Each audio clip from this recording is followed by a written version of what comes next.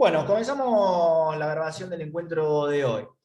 Les decía, vamos a trazar tres ejes temáticos para nuestra clase de hoy. Vamos a hablar del estudio jurídico y de su organización.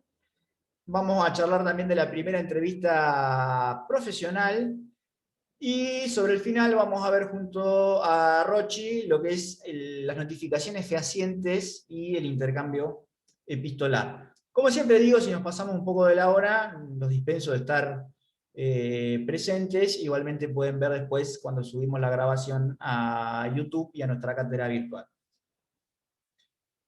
Bien, hablemos del estudio, ¿no? Cómo debe organizarse. Y fundamentalmente esta visión que proponíamos recién, más allá de ver al despacho profesional como un emprendimiento de tipo intelectual, empezar a verlo también como una empresa, ¿no? Una empresa que ofrece un servicio.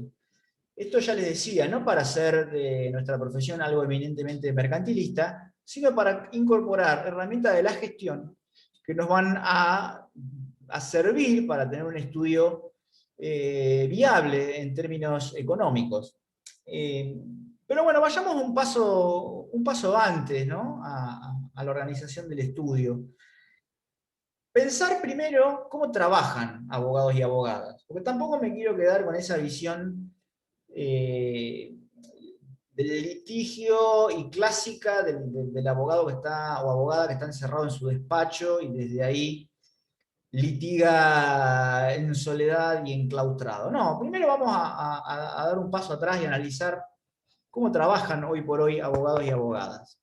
La verdad es que la tendencia moderna tiende hacia el trabajo en equipo. Esta visión del abogado de gabinete ya hace bastante tiempo que está dejando lugar a formas asociativas, pero siempre trabajo en equipo. Cuando digo formas asociativas, quiero decir que a veces abogados y abogadas se nuclean en un mismo estudio profesional, donde a veces atienden diferentes ramas cada uno o cada una, pero no necesariamente es así. A veces uno tiene sociedad de casos. En mi caso particular, yo tengo un socio con el cual estamos trabajando juntos en el estudio desde hace ya varios años, pero también tengo sociedades de casos. ¿Esto qué quiere decir? Concretamente, alguien que no quiere trabajar solo un caso, o por algún motivo, ya sea de especialización, o porque alguno domina ciertas destrezas que a lo mejor el otro no, se hacen trabajos complementarios, ¿no? Alguien trae un caso externo y después ese caso se comparte a porcentaje, aun cuando no estén en el mismo espacio físico. No sé si me doy a entender con claridad, pero no necesariamente hay una sociedad codo a codo donde uno trabaja todos los días en el mismo ámbito espacial. A veces esto incluso se combina, como les decía, uno puede trabajar solo y compartir casos con varios colegas, o bien puede trabajar con un socio y después compartir también, o obviamente que eso va en el gusto de cada uno, ¿no? Después, válidamente uno puede decir, no, yo trabajo todo con mi socio y lo que no, lo rechazo. Hay gente que no, profesionales que no le gusta hacer sociedad de casos, hay otros que directamente derivan los casos, obviamente después a cambio de un retorno, ¿no? Esto no está estipulado en ninguna norma escrita, pero tradicionalmente cuando uno deriva un caso, el colega que lo toma después devuelve el 15% de lo que logra obtener como renta de ese caso puntual. No está escrito en ningún lado. Si ustedes me preguntan por qué el 15 y no el 10 o el 20, no lo sé. No está escrito en ningún lado. Usualmente se da un retorno del 15%, pero es una costumbre. Obviamente que después hay gente que arregla por más o que arregla por menos, pero en general, yo le digo para que ustedes después no les pase, ¿no? Si ustedes, alguien les deriva un cliente, salvo que sea muy amigo, que haya una confianza extrema, si esto, digamos, del retorno no se habla, ustedes sepan que igual es costumbre, una vez que terminó, que se cobró ese caso, devolverle el 15% al abogado o abogada que nos derivó ese caso. Porque les digo porque a mí me pasó, uno después se va tranquilo diciendo, ah, qué copado este que me derivó el caso. Claro, después lo cobras, no le devolviste nada y de golpe te das cuenta que esa persona nunca más te mandó un caso. Bueno, es por eso, a veces las cosas no se charlan expresamente, pero hay una costumbre atrás, que es la de devolver, entre comillas, un pequeño retorno del 15%. Insisto que es una costumbre, no lo busquen en ninguna norma porque no está escrito en ningún lado, por lo menos que yo lo sepa. Bien, sigamos adelante. Les decía, ¿cómo se trabaja modernamente? En equipo. Desde el punto de vista de las modalidades, abogados y abogadas suelen trabajar en forma libre, pero también lo pueden hacer como dependientes. ¿Qué quiero decir? El clásico estudio profesional está compuesto por abogados y abogadas que trabajan completamente libres, o sea, como autónomos, lo que vendría a ser desde el punto de vista tributario, o monotributistas, digamos que no tienen relación de dependencia respecto de ninguna empresa. Ya sea en el sector, les decía, pueden trabajar pues como dependientes, o sea, en relación de dependencia, con un trabajo registrado, y puede serlo en el sector público o en el sector privado. O sea, ustedes imaginen abogados y abogadas que trabajan para aseguradoras, bancos, empresas, o sea, son trabajadores registrados, ¿no? Que cobran un sueldo mes a mes, sin perjuicio de que después seguro se arregla algún tipo de porcentaje, ya sea del cobro de honorarios, etc. Eso también es bastante común, son como plus. O por incentivo de casos ganados, eso hay varios criterios que después si quieren investigarlo en las compañías de seguro son bastante populares. También se puede trabajar bajo dependencia en el sector público. Concretamente, pueden trabajar ejerciendo la profesión en el Ministerio Público de la Defensa, en asesoría general de gobierno. Estamos hablando de la profesión de abogado en sentido estricto, o sea, no ser abogado y trabajar en, no sé, en un ministerio de otra cosa. No, no, estamos hablando de ejercicio de la profesión en sentido estricto, patrocinar causas y asesorar jurídicamente. Insisto, asesoría general de gobierno, Ministerio Público de la Defensa, secretarías de legal y técnica de cualquier ministerio, asesores legislativos, o sea, hay de todo para trabajar en relación de dependencia. Finalmente hay formas mixtas, ¿no? También se puede trabajar libre para el Estado, ojo, a veces es una noción que resulta un poco extraña, pero ustedes piensen en los abogados y abogadas que son apoderados de Fiscalía de Estado. Eso es común, es muy común. ¿Cómo funciona? Fiscalía de Estado tiene diversos apoderados y asigna como carteras de juicios, usualmente de ejecuciones tributarias, ¿no? Pero hay mucho más. Sin perjuicio de que también tiene abogados de planta, en ese caso trabajarían en relación de dependencia, pero tiene abogados externos, apoderados, que llevan carteras de juicios. Entonces, se puede trabajar en forma libre para el Estado. Esos abogados y abogadas usualmente tienen su estudio particular y a su vez llevan también alguna cartera que les da la Fiscalía de Estado. Pongo como ejemplo Fiscalía de Estado porque es la más común, pero puede haber también otras reparticiones del sector público que lo hagan. Incluso el municipio también tiene apoderados externos que practican ejecuciones y otro tipo de juicios. Es bastante común. Entonces ahí, ya sea en forma libre o en forma dependiente, se puede trabajar en el sector público y en el sector privado. También hay formas híbridas, ¿no? Donde uno a veces trabaja en forma liberal, pero tampoco es del todo libre. ¿Qué quiero decir? A veces los estudios, fundamentalmente los que hacen derecho comercial, venden abonos. Esto es evacuar consultas y patrocinar en juicios, ya no a cambio de un canon por cada consulta, por cada expediente, sino en forma de paquete. ¿Qué quiero decir? Se estipula un estipendio mensual y eso hace que uno pueda... ahí me preguntan, Martín, si se puede trabajar para el Estado y simultáneamente en la profesión liberal. Sí, por supuesto, estas formas se combinan. Uno puede trabajar en una repartición pública de cualquier índole, ¿no? Como asesoría general de gobierno, secretarías de legal y técnica de cualquier ministerio, y a su vez tener un despacho profesional particular. Usualmente generan bloqueos de matrícula parcial. Por ejemplo, el abogado o abogada que trabaja para Fiscalía de Estado tiene bloqueo parcial de su matrícula en lo que hace al contencioso administrativo. ¿Me siguen, no? Y después, imaginemos que es, en otro ejemplo, si es abogado del servicio penitenciario, posiblemente tenga un bloqueo de matrícula parcial para lo penal. Y así. Pero sí, perfectamente se puede trabajar en el sector Penal y público administrativo. y en el penal y administrativo, Exacto. exactamente. Sí. Sí, sí, sí, en los dos. Tranquilamente, de hecho, en mi caso yo tengo mi estudio particular y también soy abogado del Defensor del Pueblo de la provincia en relación de dependencia, o sea, tengo un estipendio mensual. No, no soy un apoderado externo, eso es lo que quiero decir. Sí, esas formas tranquilamente se pueden combinar. En mi caso yo no podría, digamos, demandar al defensor. Ese sería... No tengo bloqueo parcial, pero sí por contrato. Eso también existe, aunque no sea... Porque el bloqueo de la matrícula, ¿cómo funciona? Se anota en el legajo del abogado o abogada.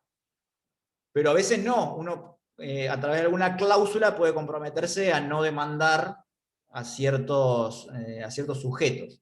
Yo en mi caso me comprometí a no demandar al defensor. Pero bueno, no es, en ese caso no sería un bloqueo parcial. Se entiende la diferencia, ¿no? Los bloqueos estrictamente se anotan en el legajo, pero uno, digamos, puede por cláusula contractual comprometerse a no litigar en ciertas áreas o a promover ciertos juicios. Eso también puede ser. Es un poco más fina la distinción, pero no es lo mismo. Les decía, hay ciertas formas híbridas, ¿no? El abono es una forma híbrida porque ¿qué ocurre? Vos tenés tu estudio particular, vendés un abono, pero tampoco sos del todo libre, porque vos contractualmente te comprometiste a prestar servicios cada vez que una empresa te lo requiere. Digo una empresa, o sea, puede ser un particular también, ¿no? Pero es muy común en el derecho comercial.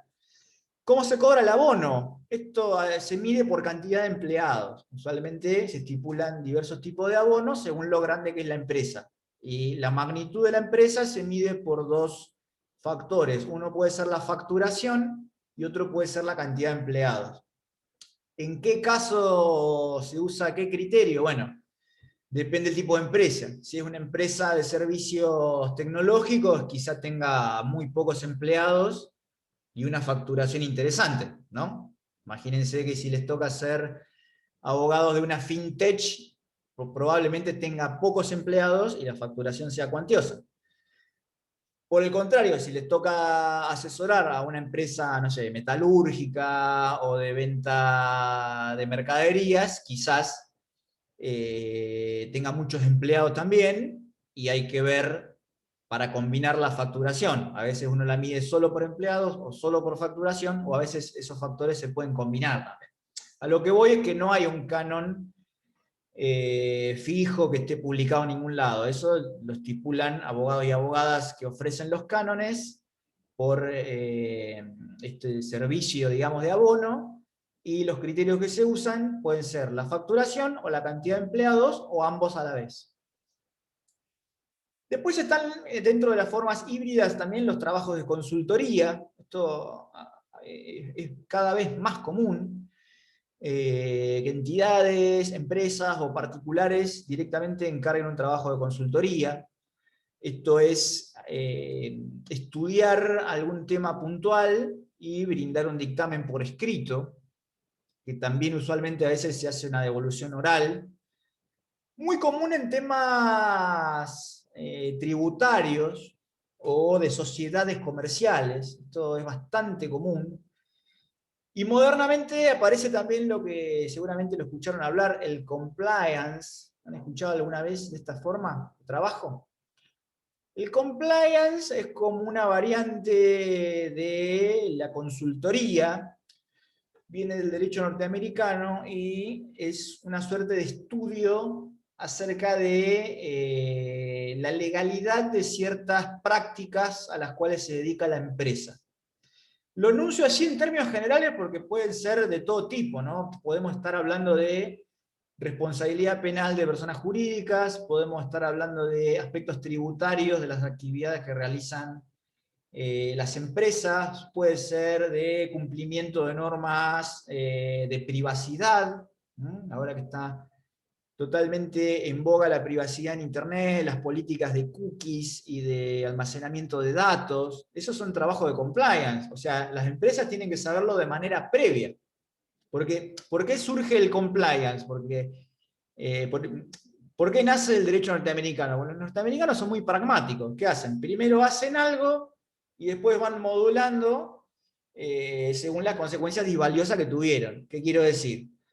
En los años 70 y 80 las empresas se largaban a hacer cosas, después le hacían juicios colectivos y como perdían un montón de plata, empezaron a darse cuenta que era mejor prevenir que seguir haciendo cosas y que después te llenen de juicios. Es de consultoría de tipo preventivo. Una empresa tiene determinado plan de negocios y antes de largarse a hacerlo, contrata un trabajo de consultoría, se llama compliance, para ver la factibilidad y la legalidad de esa actividad que va a desarrollar de manera previa. Entonces ahí van a entrar normas de derechos de consumidores y usuarios. Por ejemplo, yo tengo, no sé, un plan de negocio que quiero vender mantequilla de maní y le voy a poner cierto etiquetado que yo ya diseñé.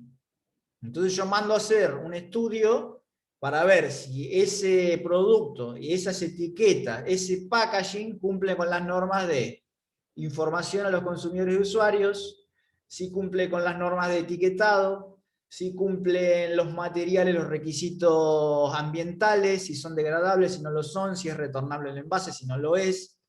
La publicidad que yo ya diseñé, quiero ver si agrede de alguna manera normas que tengan que ver con la difusión de contenidos. O sea, me captan lo que pretende significar, ¿no? Son estudios que se hacen previos a lanzar un plan de negocios o una actividad para no incurrir en violación de normas de toda índole, ambiental, de consumidores, tributarias y penal también, ¿no? Ahora que está de moda también la responsabilidad penal de las empresas y asociaciones, también va por ese lado. Después, no quiero dejar de destacar dos cosas más. Una es la deformación del sistema, que nosotros un poco vimos cuando hablamos de ética profesional. Abogados y abogadas que trabajan en relación de dependencia para otro estudio jurídico deben estar inscriptos. Hay una relación laboral de dependencia. ¿Por qué llegamos a este punto y hablamos de distorsión o deformación del sistema? Porque la verdad es que el abogado joven y novel tradicionalmente suele ser explotado o explotada en los comienzos de su carrera por otros estudios más grandes o por abogados y abogadas con más experiencia. Esto es una deformación, una distorsión del sistema, es contrario a las normas que regulan nuestra profesión y a las normas de ética que ustedes ya vieron.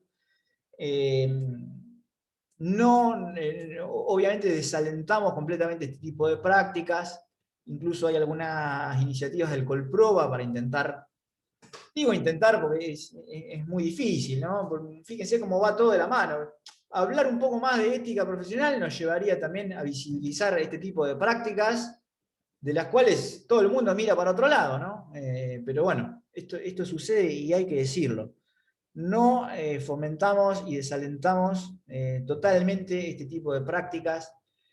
Les digo más, como expresábamos en el encuentro anterior, está expresamente prohibido por las normas de ética que precisamente mandan a lo contrario, ¿no? Al joven y novel profesional hay que ayudarlo, hay que darle una mano, por ende se descarta de plano este tipo de explotación laboral tan común, máxime que también, como decíamos en el encuentro anterior, se hace de manera muy perversa porque se segmenta el conocimiento, de tal suerte que el que hace demandas no hace recursos, y los que diligencian oficios se les esconden las demandas y los recursos para que no aprendan. Entonces lo único que se hace es extraer el trabajo, digamos, sin brindarle nada, básicamente, porque te pagan un sueldo que es miseria, si es que hay sueldo, a veces directamente se va prácticamente por la propina, ¿no? Van a porcentaje muy, muy bajo de lo que saquen de honorarios. No hay obra social, o sea, hay una precarización del trabajo extrema, muy, pero muy por debajo de cualquier trabajo en relación de dependencia, ¿eh?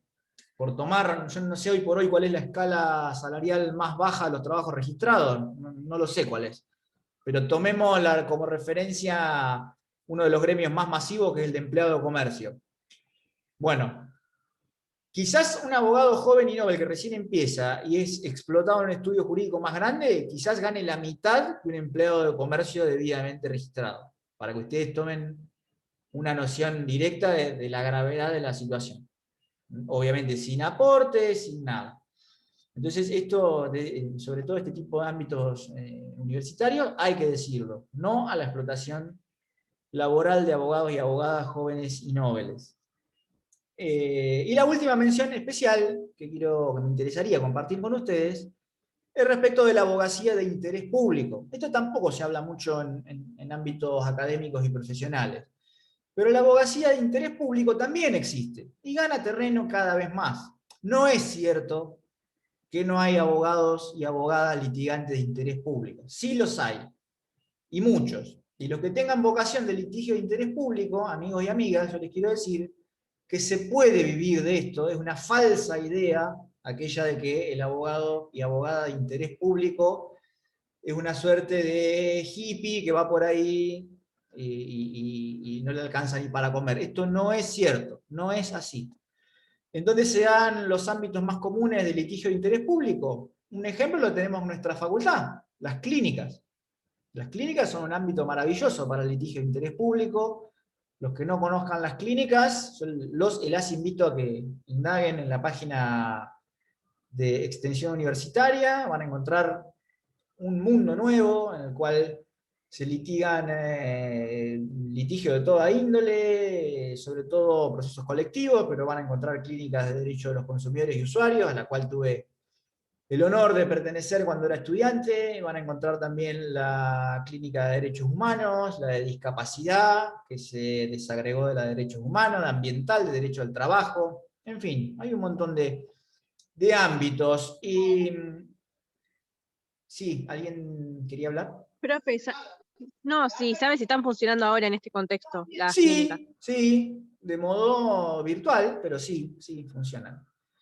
No sé si toda, no tengo toda la precisión para darles el dato preciso, pero sí, sí, he visto que sí.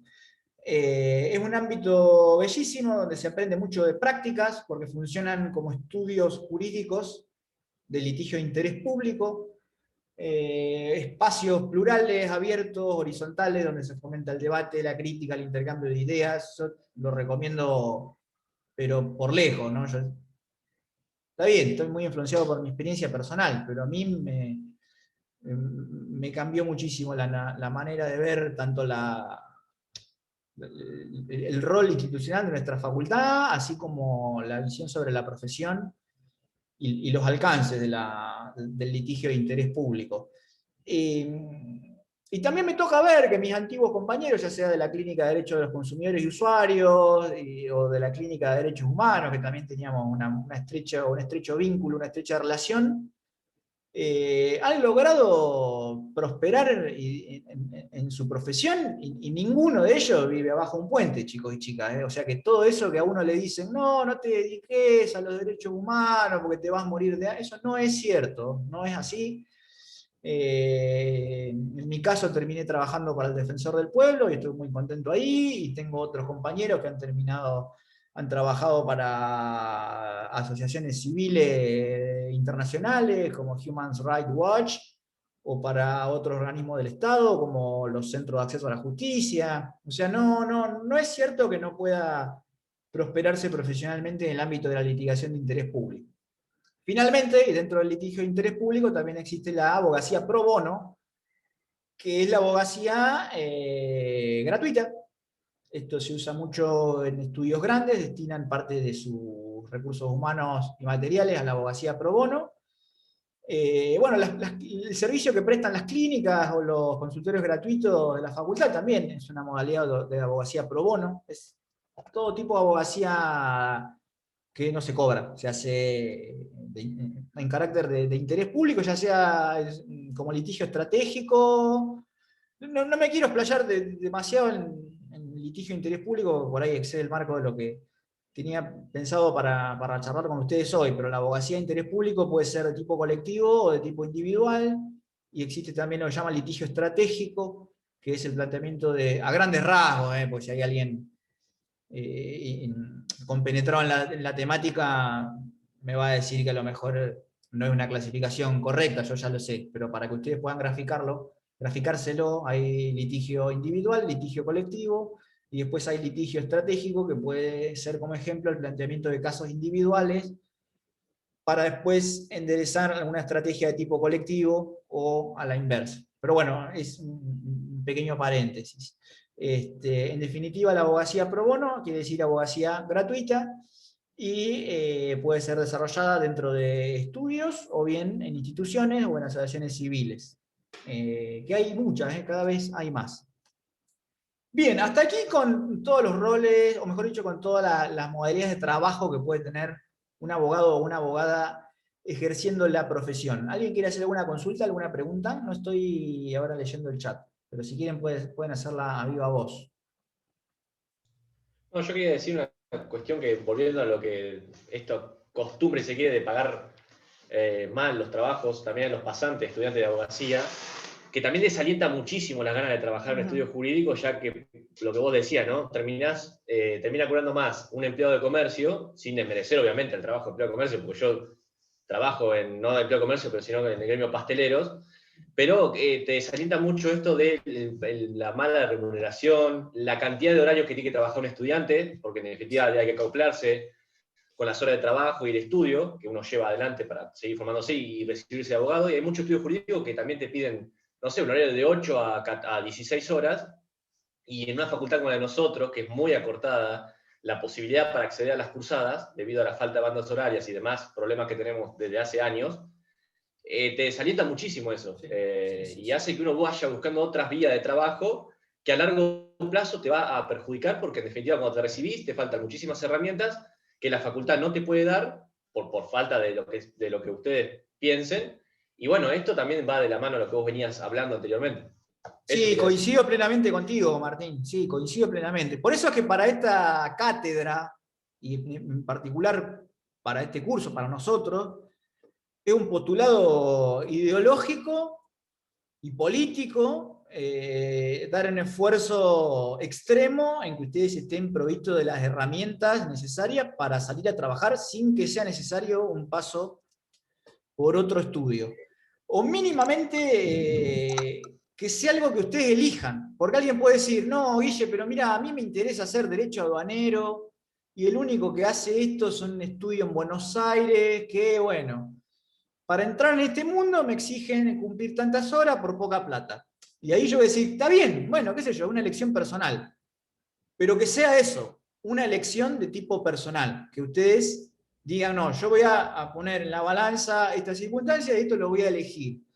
Pero que no se vean contra las cuerdas de tener que sí o sí hacer este pasaje previo por el solo hecho de no, o de sentirse que no tienen las herramientas.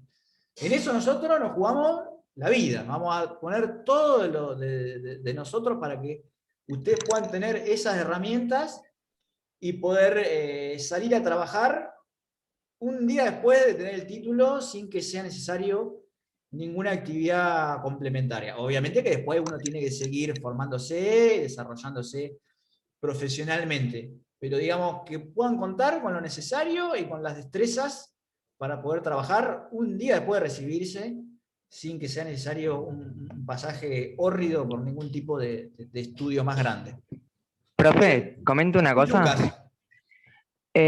Hace no mucho tiempo había buscado una página, hay páginas de Facebook, eso, donde se ofrece trabajo, se busca trabajo a abogados recién recibidos, y había estudios que, viste, ponían una publicación donde decía se busca tal abogado tanto, se paga tanto, Y me acuerdo de una publicación que decía reconocido estudio jurídico, o sea, y lo magnificaba como que era un reconocido estudio jurídico, busca abogado, pedía un montón de requisitos, no sé cuántos requisitos te pedía, 8.000 pesos te pagaban. No, Y todo tenía que trabajar toda la chanta, semana. sí. Ya cuando uno ve la frase reconocido estudio jurídico, ¿y qué es reconocido estudio jurídico? Pone el nombre. Ahora no lo ponen porque es un papelón. Es un papelón. Entonces, ¿qué es reconocido estudio jurídico? Si fuera reconocido estudio jurídico, eso no lo hace. Porque el reconocido estudio jurídico saca recursos humanos de otro lado. ¿No? Profe, Es sí, una yo voy a ratoneada, es una aportar algo. ratoneada hacer eso. También está como, claro, estábamos comentando que el hecho de que cuando te estás por recibir, a veces digo, bueno, no me queda otra que trabajar ahí, total, me da experiencia. Les También recomiendo las eso, clínicas para eso. por más que te paguen, dicho en otra palabra, por ahí poco, claro, pero Chicos y chicas, si ustedes quieren meterse en una para litigar y para aprender, vamos a distinguir varios niveles de análisis. Una es la cuestión de tipo económica. Eso obviamente es muy atendible. Alguien puede decir, ay, mirá, no consigo laburo de ningún lado. Me desalojan del departamento y bueno, está bien, uno se mete a laburar de cualquier cosa. Eso es claro, obvio, pero pero que está con ese bueno decirlo. criterio de que uno va a tener práctica, te conviene. Pará, déjame llegar a donde apunto ahora, María Belén. Ahora, si no hay una necesidad extrema económica y ustedes lo que quieren es dotarse de experiencia litigando casos reales, yo les recomiendo toda la vida las clínicas. Olvídense, pero lejos, ahí van a aprender todo, hacer una demanda, hacer un recurso, hacer una cédula, un oficio, y lo van a aprender de manera desinteresada y ya les digo, horizontal. Nunca lo voy a olvidar. Mi primer cédula, mi primer oficio lo hice en las clínicas, mi primer recurso, obviamente no estaba ni recibido, y lo tuve al doctor Martínez, lo deben conocer de obligaciones, Jorge Martínez, ¿lo tienen? Sí. Bueno, Jorge Martínez, que es el director de la Clínica de Derecho de los Consumidores y Usuarios, sentado al lado mío enseñándome a hacer un recurso. Para los que no saben quién es Jorge Martínez, es uno de los abogados del estudio Berizonce. Fíjense si sabrá algo de recursos, de lo mejor que hay en la ciudad de La Plata. Y yo lo tenía sentado al lado mío enseñándome a hacer un recurso. Eso es impagable. Y es hijo de la educación pública y de nuestra facultad. No, si es por aprender, vayan a una clínica, pero de cajón. Rochi había levantado la mano. Sí, quería comentarles algo. Lo que dijo Martín me parece súper apropiado. Me parece que es un poco los fundamentos por los cuales se pensó esta cátedra y se creó la cátedra.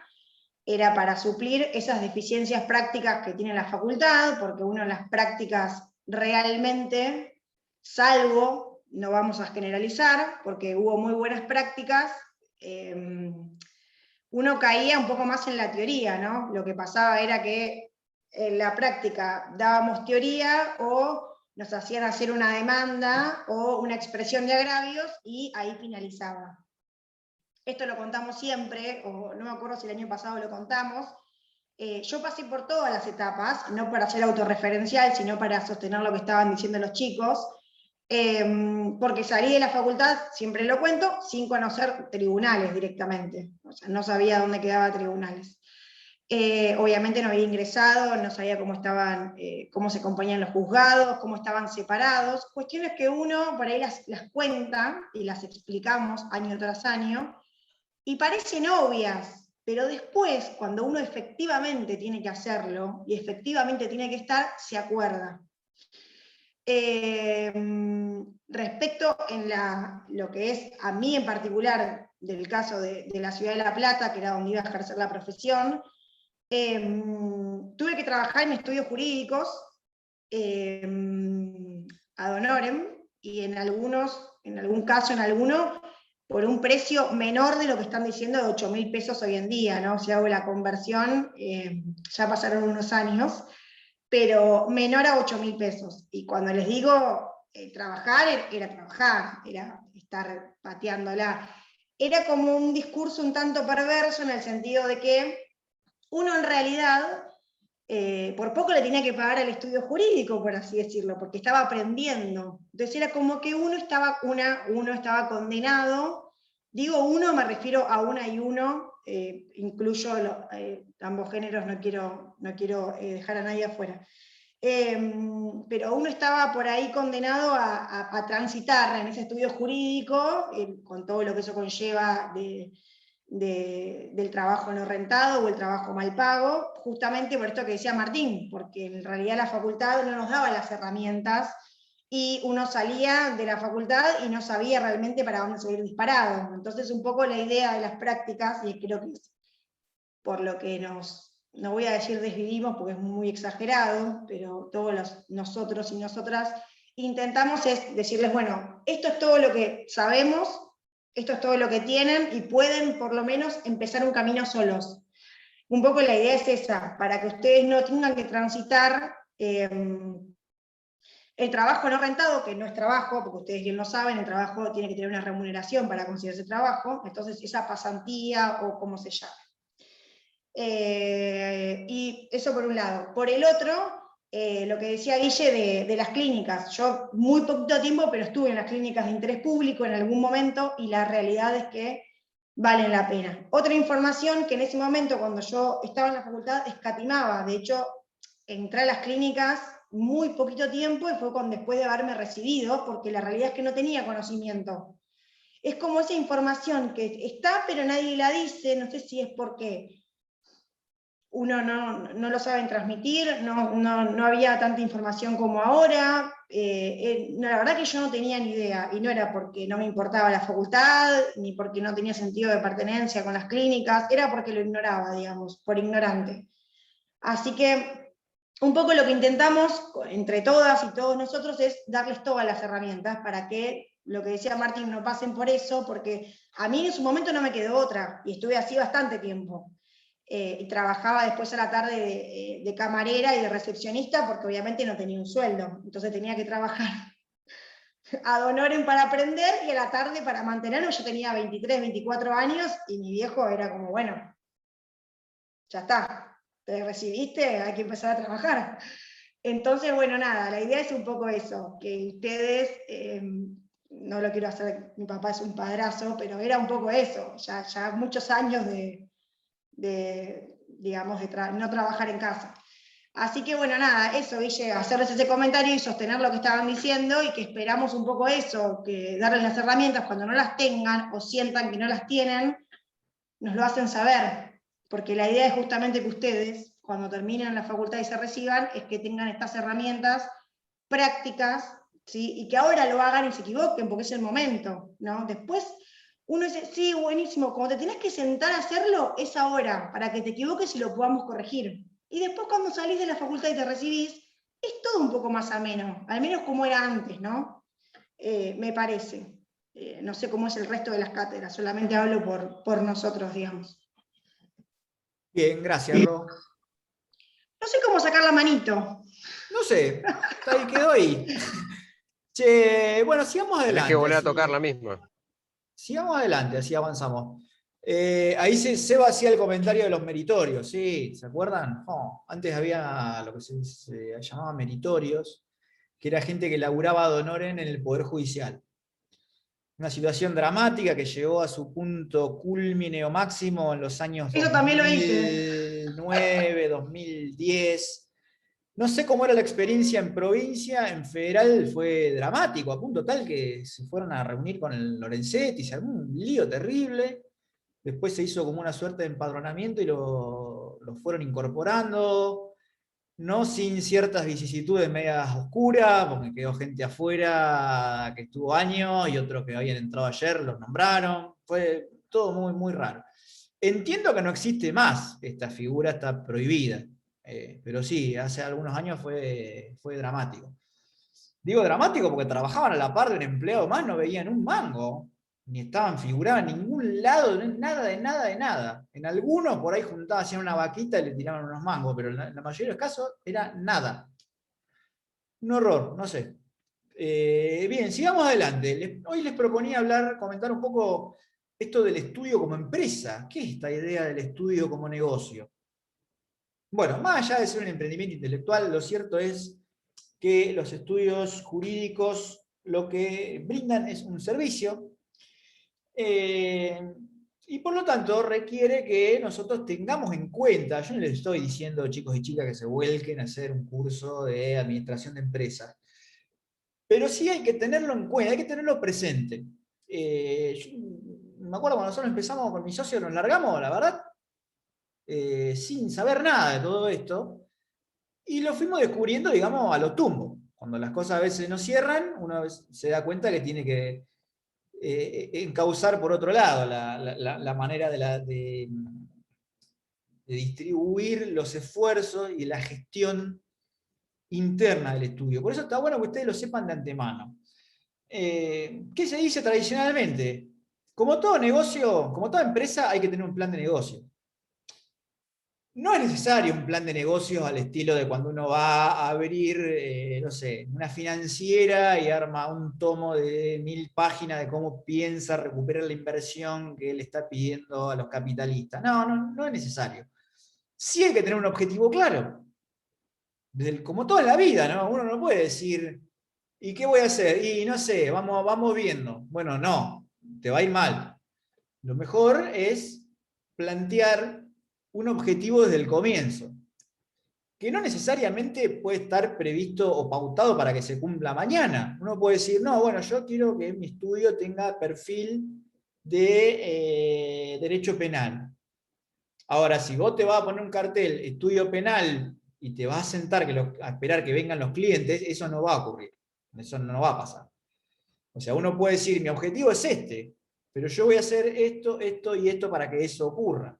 Y seguramente en el camino uno haga de todo, penal, laboral, civil, comercial, hasta que al final del camino uno tiene ese estudio penal que tanto deseaba. Pero lo que es fundamental es tener un plan desde el comienzo y un objetivo. Y todos los días trabajar para lograr eso, pero no ir a tientas. Decir, bueno, hoy voy a hacer esto, mañana cambio radicalmente y me dedico, no sé, al derecho marcario y pasado a comercial. No les recomendaría para nada esta actitud. Candela levantó la mano.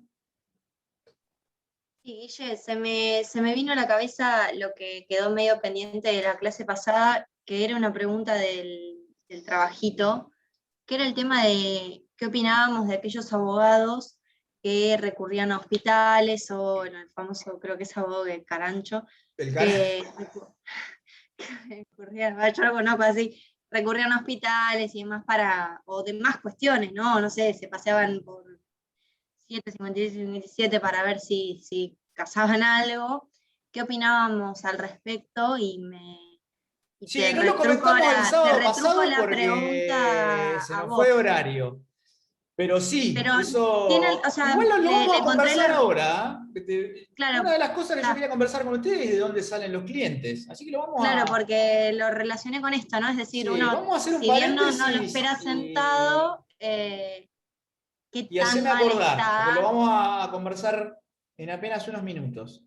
Dale, el plan de dale, negocios tiene que ver con la fijación de un objetivo y de trabajar todos los días para cumplirlo. Insisto, no hace falta ni tener un plan de negocio de 1000 páginas, ni siquiera hace falta escribirlo. Nada más uno tiene que tener claro hacia dónde va.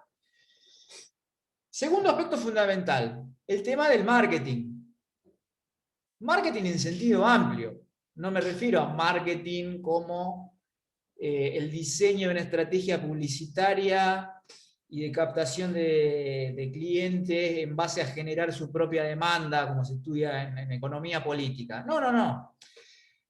Marketing para abogados, obviamente que lo hay, es una disciplina que da para hacer quizás una jornada completa. Pero por lo menos tener presente que esto existe, porque a veces uno va, una vez más, a tientas y no sabe que existe un diseño de estrategia de marketing. ¿Y qué me refiero? Difusión en redes, cómo se hace.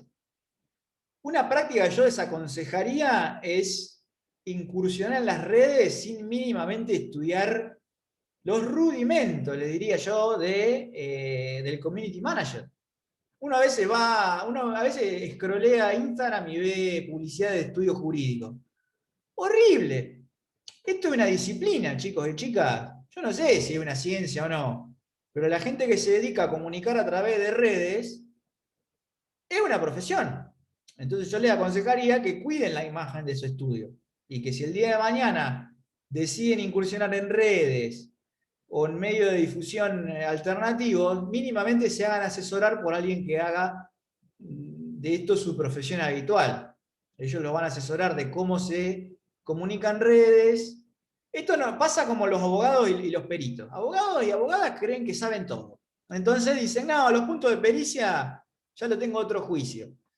No hay que hacerse el ingeniero, si uno no es ingeniero. Más vale, contratamos un ingeniero y te asesora con los puntos de pericia. Un ingeniero, un médico, un psicólogo, lo que sea. Bueno, esto pasa lo mismo. Si nosotros no somos community manager, ni publicistas, no pensemos que porque nos damos maña con las redes vamos a lograr un apropiado cuidado de la marca profesional y de nuestra imagen. Porque después es difícil volver, ¿no? Eso, cuando uno ya empieza a publicar en redes, eso lo ve todo el mundo. Entonces hay que mínimamente saber que uno tiene que cuidar esos aspectos. El desarrollo de una marca, el cuidado de la imagen. Imagen en sentido amplio, no me refiero a vestirse bonito, me refiero a la imagen que uno brinda como profesional. La seriedad, el respeto, la solidez, etc. Luego hay que tener en cuenta mínimamente la gestión de los recursos humanos y materiales. ¿Qué quiero decir? Gestión de recursos humanos quiere decir que el que se da maña en un área se dedique a eso preponderantemente y el otro a otra cosa donde también lo domina. O sea, no me refiero a recursos humanos en el sentido de que uno tenga que tener una oficina de recursos humanos dentro del estudio que está compuesto por 3 personas. No. Mínimamente tratar de enfocar las habilidades o los perfiles profesionales hacia las áreas donde ese profesional es un poco más fuerte. Digo de mínima como para hablar de un estudio que recién empieza, ¿no? Si nosotros vamos a traer como ejemplo a, no sé, Bécar Varela, ese sí tiene una oficina de recursos humanos o de gestión. A tal punto que muchos estudios grandes han incorporado la figura del socio de gestión. Es un abogado que no trabaja de abogado, gestiona. Y a veces ni siquiera es abogado. Para que tengan una noción de lo importante que se ha vuelto este factor en la conformación de los despachos. Cuando hablo de gestión de recursos materiales, mínimamente a reducir costos innecesarios, diseñar estrategias de cómo captar clientes y fidelizarlos, esto es mantenerlos, porque el cliente uno lo puede captar y después se queda disconforme y no vuelve nunca más. Bueno, no, tenemos que lograr fidelizar a esa clientela. Y después diseñar estrategias acerca de cómo cobrar. Eso yo no me voy a explayar ahora porque lo vamos a ver en una clase especial sobre honorarios. Pero esa también es toda una estrategia que uno se tiene que pensar antes. ¿Cómo voy a cobrar esto? ¿Lo voy a cobrar? Sí, obvio, pero ¿cómo?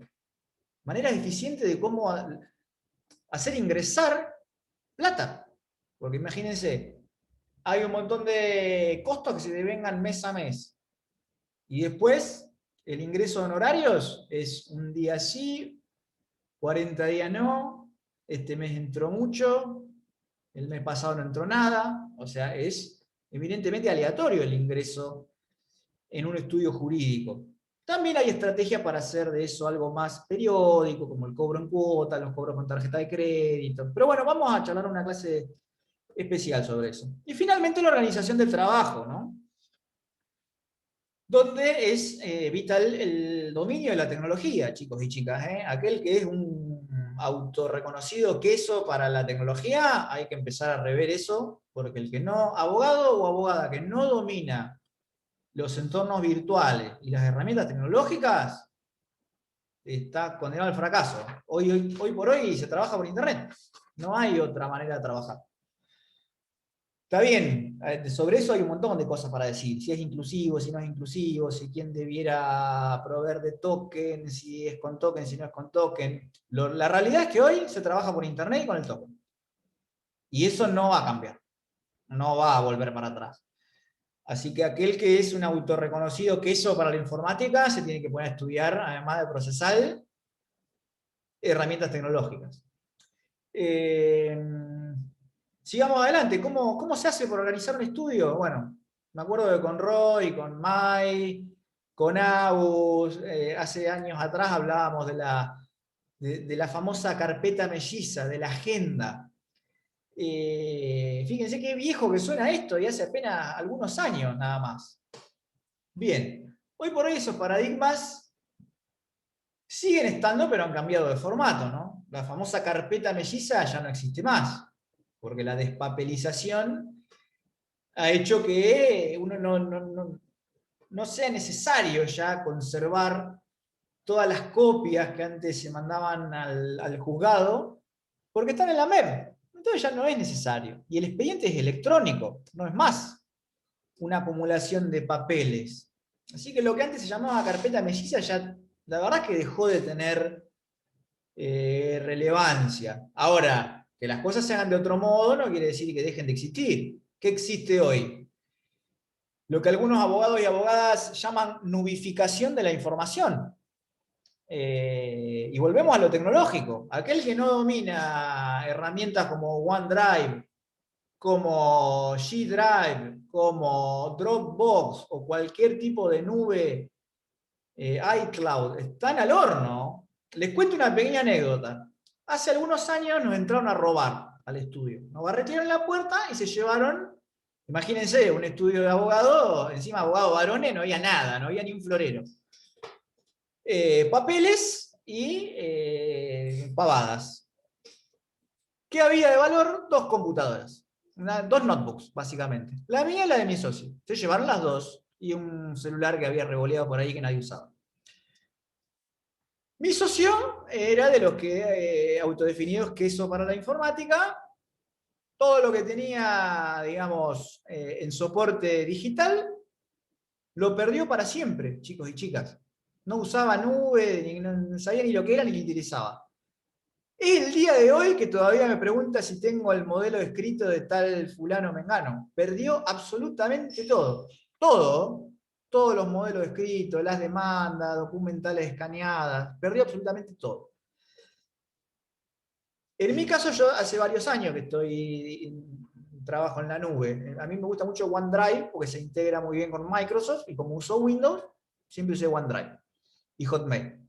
Claro, yo traje una computadora que tenía en mi casa, me logué en OneDrive y en pocos minutos ya tenía todo de vuelta.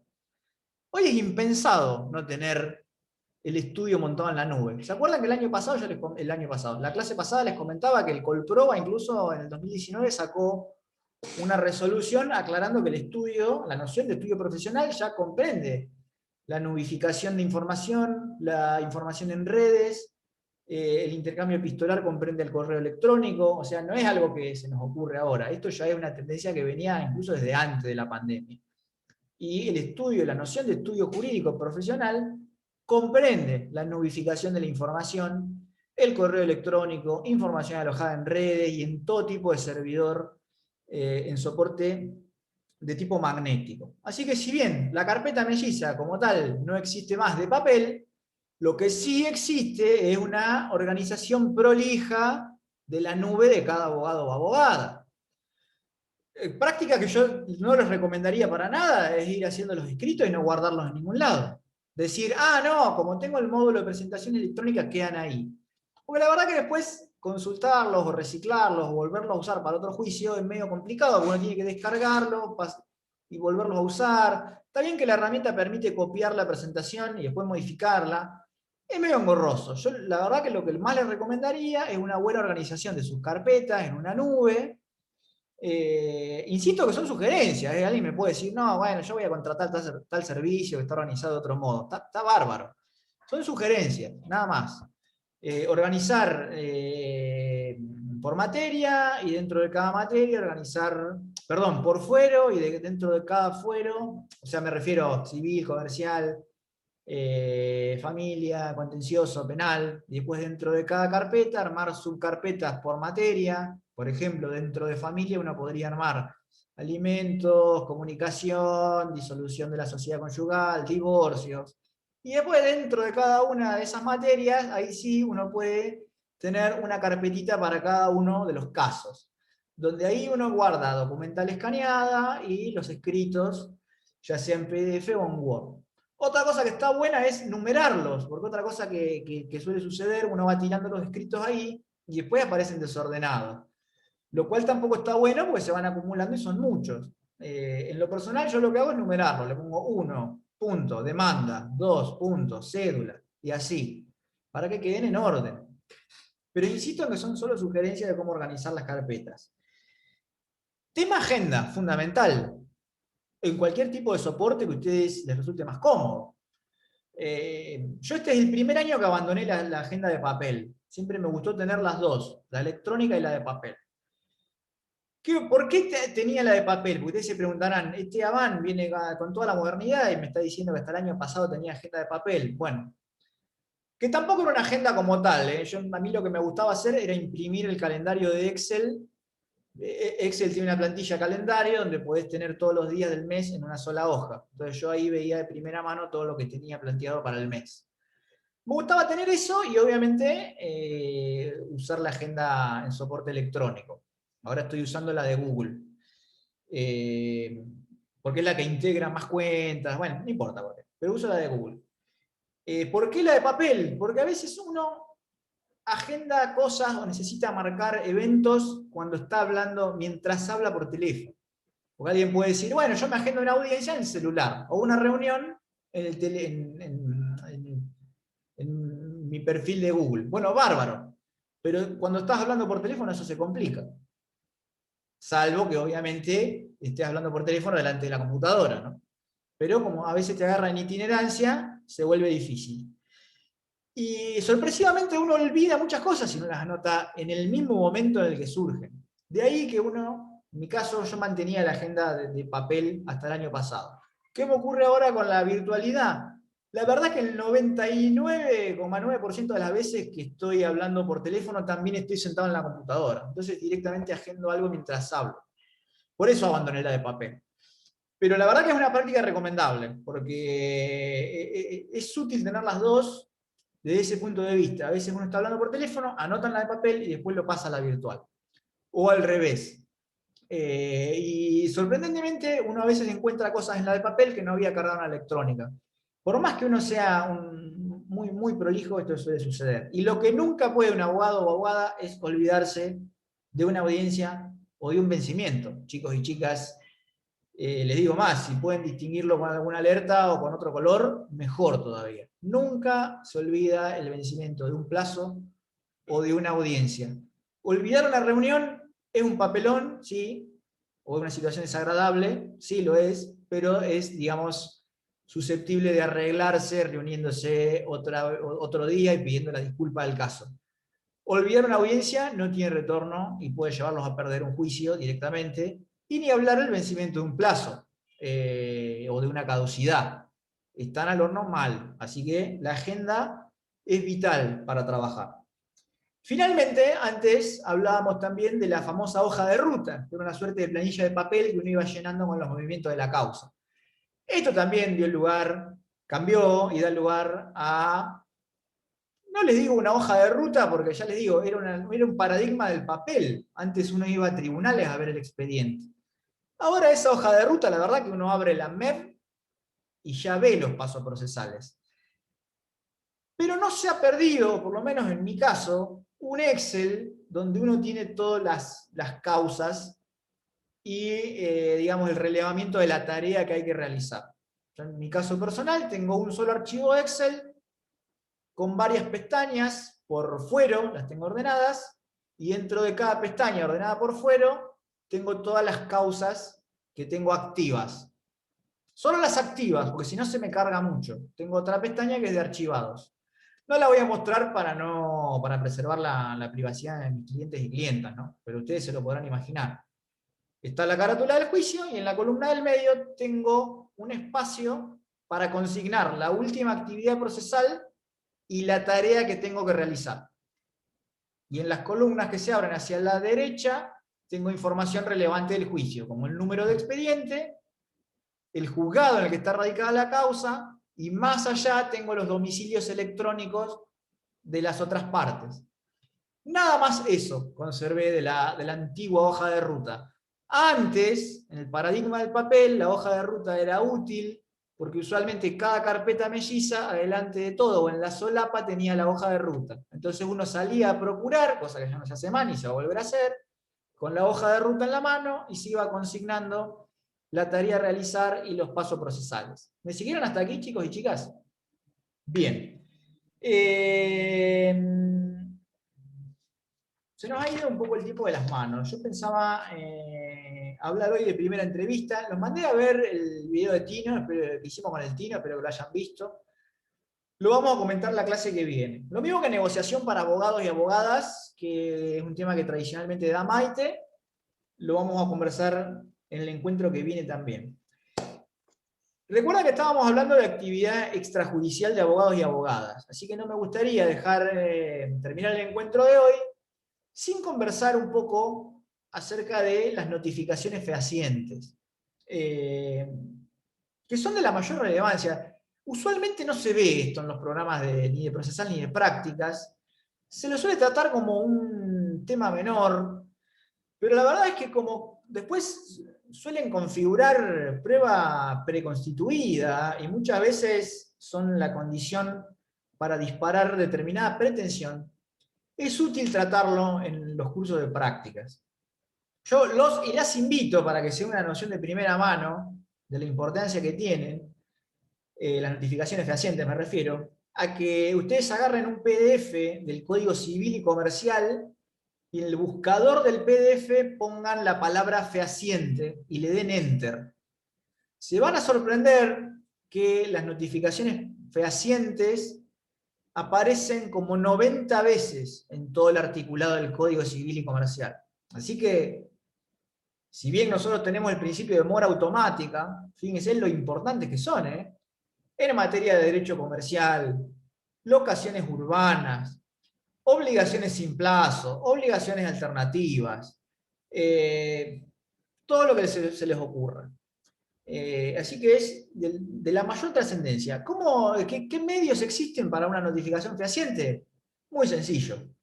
Acta notarial, esto es contratar a un escribano que va a notificar o comunicar aquella información que queremos transmitir.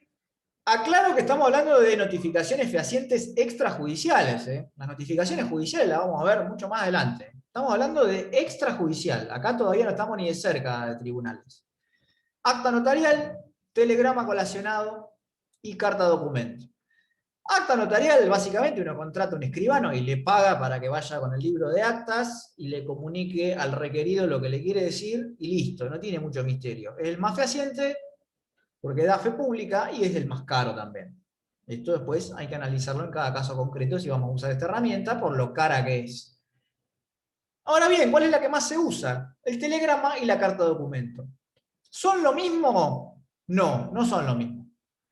Es muy parecido y se redactan igual, pero no son lo mismo porque el telegrama, como es una comunicación telegráfica, sin perjuicio de que va en papel, o sea, el que la recibe en papel, es una información que se puede transmitir telegráficamente, o sea, por onda de radio.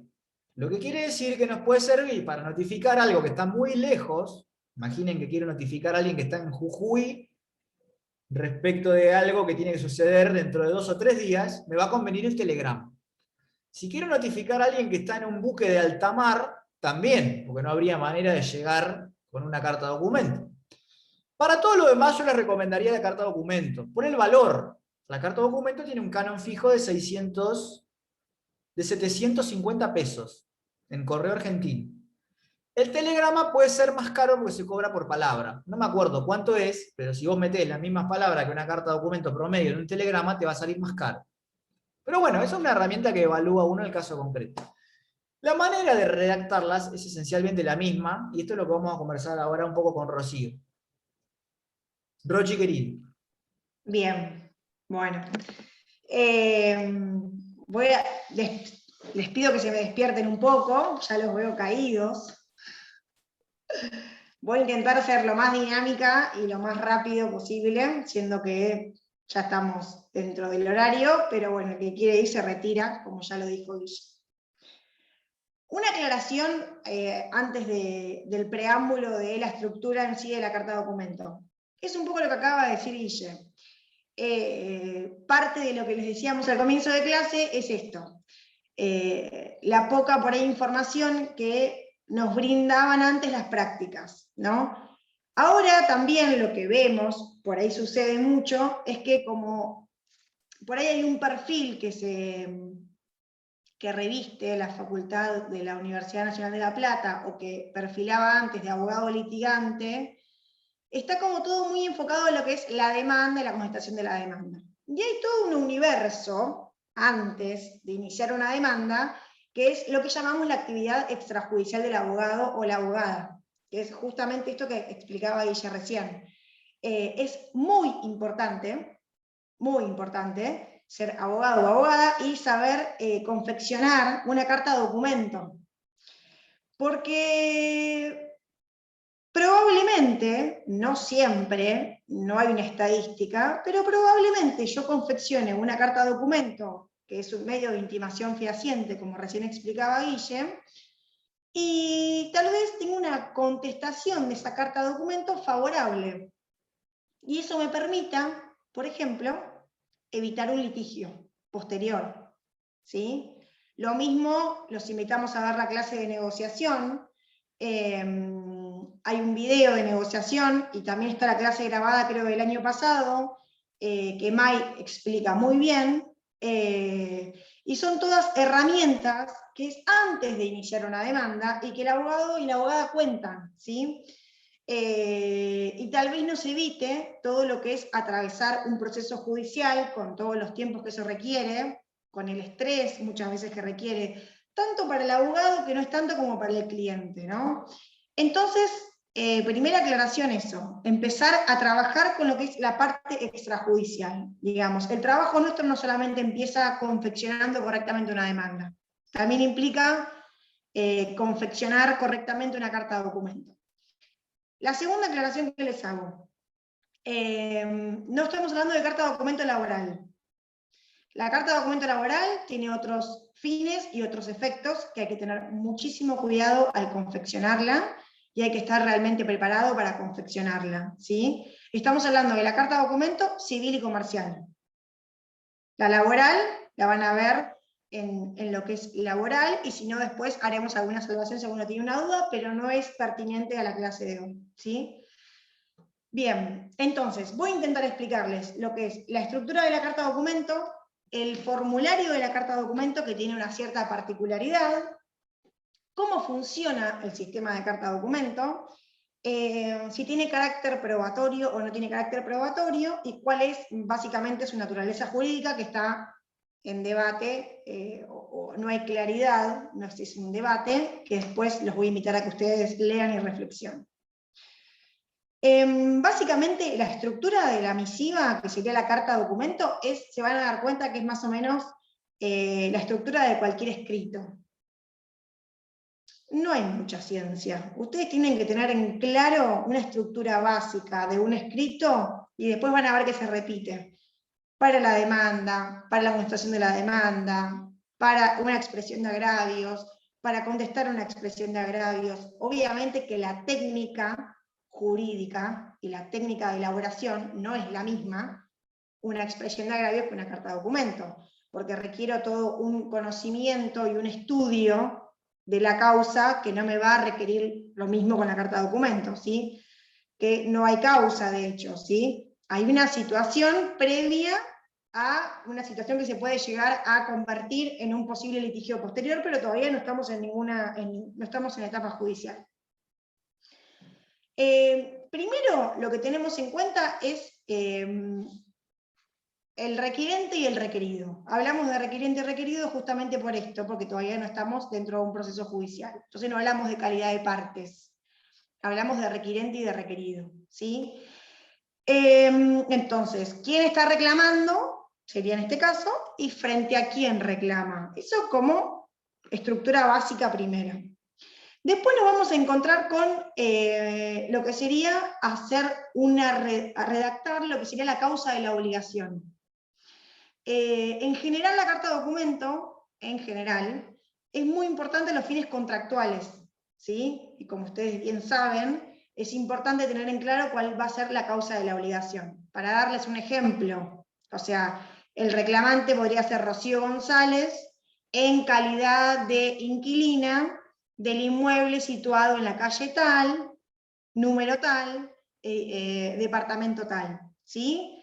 Y frente a quién lo reclamo, por ejemplo, podría ser, si es un contrato de locación, frente al propietario de ese inmueble. La causa de la obligación, ¿cuál va a ser en ese ejemplo? El contrato de locación, obviamente. Entonces, siempre está bueno dejar en claro cuál es la causa de la obligación, porque eso me va a brindar y me va a posicionar en el lugar de reclamante. ¿Cuál es el motivo por el cual yo estoy confeccionando esta carta de documento? ¿Por qué estoy redactando esta carta de documento? Entonces, ¿quién reclama y frente a quién reclama? ¿Cuál es la causa de la obligación? ¿Cuál es el objeto? El objeto va a ir obviamente de la mano de la causa de la obligación. ¿Por qué? Porque en el objeto tengo que pensar en qué pretendo, como cualquier escrito. Objeto es qué pretendo. Y más allá de lo que nos dice el 330 con la demanda, tiene que ser claro y preciso. No hay que divagar, no se enrosquen con terminologías jurídicas. Estamos en una época de cambio, de lenguaje claro, de intentar que una sentencia lo pueda leer una persona que no ejerce la profesión de la abogacía y la entienda. Imagínense una carta de documento. Entonces, ¿qué pretendo? Pretendo que me paguen las expensas, pretendo que me paguen el alquiler que me deben de 6 meses, de hace 8 meses, ¿cuándo se inició la relación? ¿Qué pretendo? Fin. Por quinto inciso, si lo están poniendo en una línea de tiempo, es algo que es fundamental, y es lo que distingue la carta de documento de cualquier otra carta común, que como dice Guille, es un chiste muy típico de Guille, de la carta que le mandamos a la tía Marta que está en el sur, es que tiene que tener un apercibimiento. Eso es lo importante de la carta de documento. Está bien, yo reclamo frente a esta persona por un contrato de locación, porque no me pagó 5 meses de expensas. Y ahí viene la parte importante. Redactar cuál es el apercibimiento. Bueno, bajo tales condiciones, que sería, por ejemplo, no sé, si es un monto accesible para el pago, le puedo poner bajo apercibimiento de iniciar acciones judiciales pertinentes en caso de que no conteste esta carta de documento, o en caso de que en 2 meses no liquide lo que me debe de expensas. Un apercibimiento, ¿sí? ¿Por qué la estoy iniciando? Bueno, eso es muy importante. Y también por ahí hacer la aclaración de que en caso de silencio o negativa, ¿no? Ahora vamos a ver qué implica el silencio y qué implica la negativa a contestar. Siempre decimos todos los años que es importante dejar los datos de la abogada o el abogado. Yo creo que es necesario, ¿sí? Porque lo más probable es que uno requiera de la asistencia de un abogado o una abogada para poder redactar una carta de documento, ¿sí? Porque hay un asesoramiento jurídico que es requisito, ¿no? Obviamente que la va a hacer el abogado y la abogada, pero digo, también la parte que continúa, o que puede llegar a continuar si contestan la carta de documento o inician acciones legales pertinentes, está bueno uno por ahí ya desligarse, ¿no? Como futuro cliente que uno pueda llegar a tener, dejamos los datos, nombre, apellido, obviamente que la carta de documento la encabeza la persona que es objeto de, digamos, del contrato por ejemplo, o objeto de la obligación, pero después la va a confeccionar el abogado, entonces está bueno dejar los datos, nombre, apellido. Hoy en día obviamente el celular, me parece que es una cuestión lógica, uno lo redacta a modo, digamos, de contexto, somos contexto. Bueno, el celular, que es lo que más se usa por el número de WhatsApp, y por ahí un correo electrónico. Si somos de utilizar y de chequear asiduamente el correo electrónico, dejamos un correo electrónico. Y para cerrar, se pone una salvación de queda usted debidamente notificado. Porque estamos hablando de intimaciones fehacientes. Entonces, la recepción positiva a esa carta de documento va a hacer que esa persona quede debidamente notificada. Entonces, es importante hacer el cierre con queda usted debidamente notificado. Y para finalizar, obviamente, hay que firmar esta carta de documento. Primera salvación. Obviamente lo va a firmar, la firma el cliente, la carta de documento, ¿sí? Porque es el requerido, es el requirente interesado, digamos, ¿sí? Entonces lo tiene que firmar el cliente. pero lo tienen que hacer frente al personal del correo, ¿sí? No la puedo firmar en el estudio jurídico o en mi casa, la carta documento, y la llevo después. La tengo que hacer frente al personal del correo. Una aclaración. ¿Te hago una Sí. pregunta? Sí. O sea, estos formularios son formularios del correo que se bajan, digamos, se llenan por computadora, si bien es por propio derecho al cliente, se llenan por computadora, lo hace el abogado, se lo da al cliente y el cliente va al correo y lo firma ahí. ¿Es así? Pues lo podemos acompañar al cliente, ¿no? Sería lo ideal. Sí, sí, Si sí. no, bien, sí, claro. Eso que estás, no sé quién me habló, no veo, pero Candela. eso, Candela, bien, Candela, eso es muy importante. El formulario lo confecciona el correo, ¿sí? Es un formulario oficial. Ustedes piensen que en el sistema de carta de documento interviene muchas veces, cuando hablamos, por ejemplo, del correo oficial, el Estado, ¿sí? Porque obviamente ustedes saben que hay correo público y hay correo privado. Entonces, solamente se puede utilizar el formulario que nos provee el correo.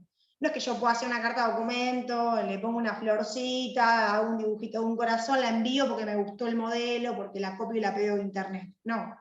Obviamente, acá interviene el correo, que es una parte fundamental, ¿no? Porque tiene todo un sistema registrado, y porque se encarga de diligenciarla, y porque se encarga de dejar avisos si la persona los recibe, etc. Entonces, obviamente que es solamente la que nos provee el correo. Otra aclaración, un poco lo que decía Guille. Estamos hablando de intimaciones fehacientes. No hablamos ni de telegrama ni de acta notarial, porque creemos que la carta de documento es lo que más van a utilizar ustedes, y porque justamente el telegrama tiene un costo por palabra, lo cual no nos va a convenir económicamente, y el acta notarial tiene que intervenir un escribano público, ¿sí? Entonces, por eso hablamos de la carta de documento, pero los tres son tipos de intimaciones fehacientes. Por otro lado, el sistema de carta de documento tiene una particularidad, que uno puede hacer un seguimiento, que es el famoso seguimiento track and trace, que uno, con el solo hecho de poner el número de la carta de documento, puede hacer un seguimiento de cómo viene esa carta de documento, si está en el correo, si salió para ser diligenciada, si efectivamente se diligenció, ¿sí? Eso es súper importante.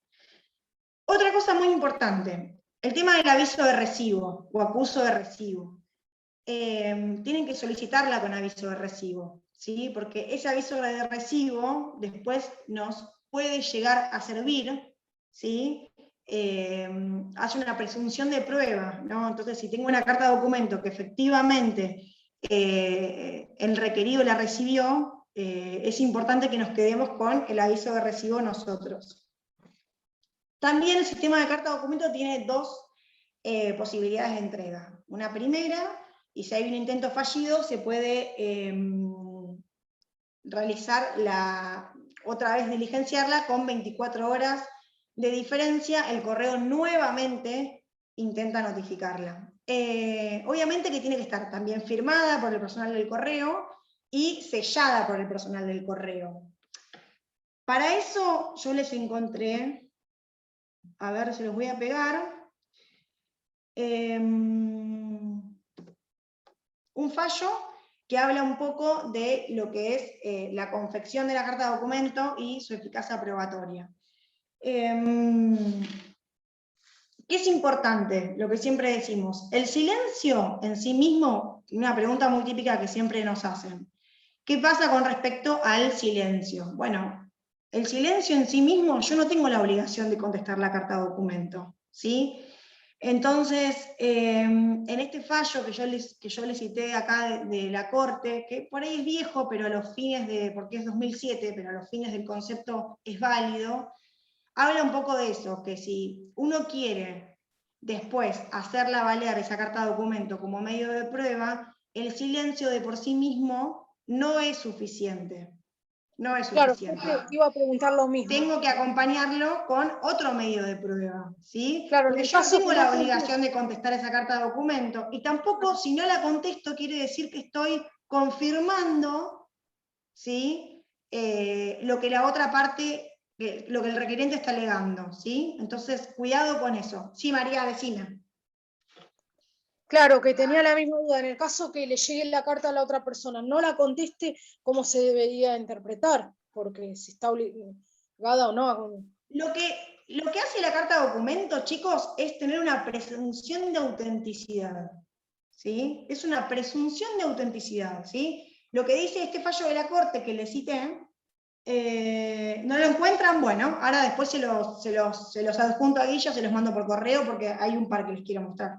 Tiene una presunción de autenticidad, entonces, el silencio por sí mismo no va a desvirtuar, digamos, lo que la otra parte está alegando. Tengo que acompañarlo con otro medio de prueba, y tampoco me está confirmando lo que la otra parte dice, ¿sí? Obviamente que uno sabrá estratégicamente si le conviene contestar esa carta documento o no. Eso va a depender del caso particular, de la situación particular, ¿sí? Puede ser que la otra parte me conteste esa carta documento y diciéndome, bueno, no solamente no te debo, sino que vos me debes a mí. Bueno, ahí me va a convenir contestarle también esa carta documento, esa ida y vuelta de comunicación, ¿sí?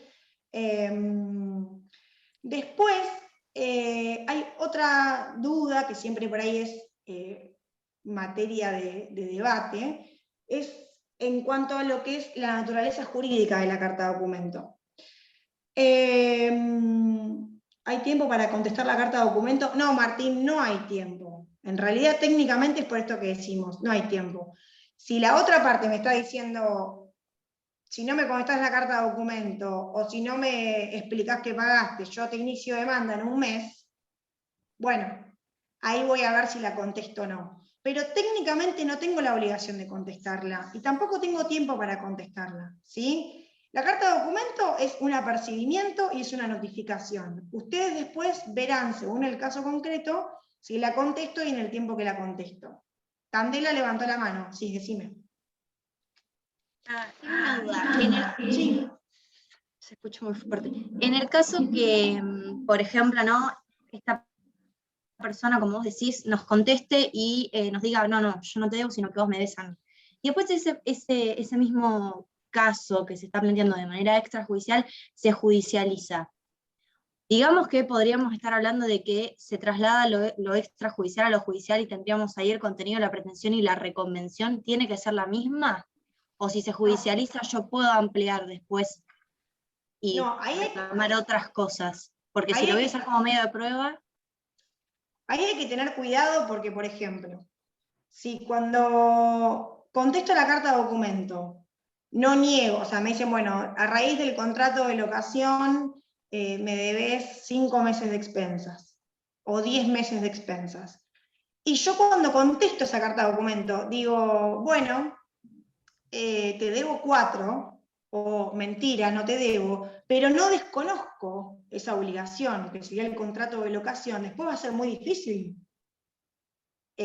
cuando voy a contestar la demanda, desvirtuar eso, ¿sí? Porque esto hace una pretensión de necesidad que sirve como prueba, digamos, a los fines posteriores. No establece netamente una pretensión, porque la pretensión sino a lo que voy es que si tenemos una carta de documento que después la vamos a digamos, ofrecer como también medio de prueba, tiene cierta lógica que si se llega a judicializar el hecho o el caso, siga los lineamientos, más allá de que después la pretensión se podrá ser ampliada, si se quiere, aunque no estamos hablando de pretensión en una carta de documento.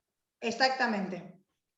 Es una muy buena pregunta. Yo si no desconozco cuando contesto la carta de documento, estoy reconociendo. Entonces, mucho cuidado cuando la vamos a contestar y lo que no contestamos, ¿sí? O si contestamos una parte y otra no, porque ahí reconozco. Entonces, después va a ser muy difícil, digamos, convencer al juez, más allá de que, obviamente, la pretensión de la demanda es la pretensión de la demanda y se puede ampliar, ¿no? Y va a tener otro contenido. La carta de documento a los fines de la autenticidad y de que sirva como piso de prueba posterior, es tal cual lo que decís vos, Candela, sí, por supuesto. Claro. Entonces hay que tener cuidado cuando uno la contesta o la recontesta si contesta la otra parte, ¿sí? Yo tengo una duda también, sí. por ahí debe ser muy común. En el caso que del correo lleve la carta de documento y no se encuentre esa persona específica, que es... Esta es una pregunta que nos hacen Otra todos los persona, años. Sí, tal cual, María. No, la tiene que Puede recibir la parte... la otra persona, cualquiera. Como decir, agarrá y te firmo porque no está la Claro, persona adecuada. por eso es importante acá el tema de la investidura del oficial del correo, ¿no? ¿Se entiende la pregunta o no? Perfectamente, si la recibe tu hijo, por ejemplo. Claro.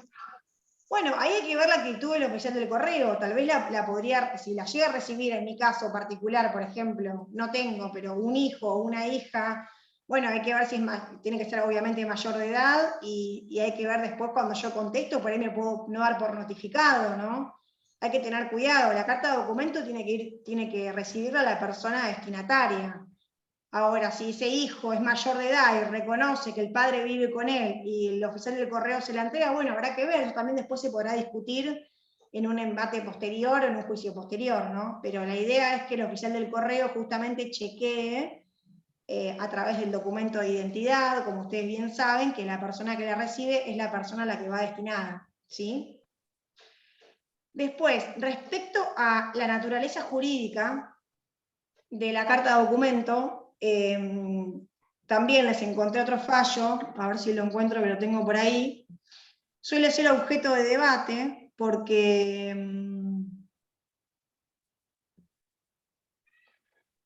bueno, yo les encontré un fallo también del 2007, firmado por el titular de nuestra cátedra, en la cual decía que la carta de documento con aviso de recibo, obviamente citando el 143, inciso 4 del CPCC, que habla de carta de documento con aviso de entrega o aviso de recibo, configuraba como naturaleza jurídica un instrumento público.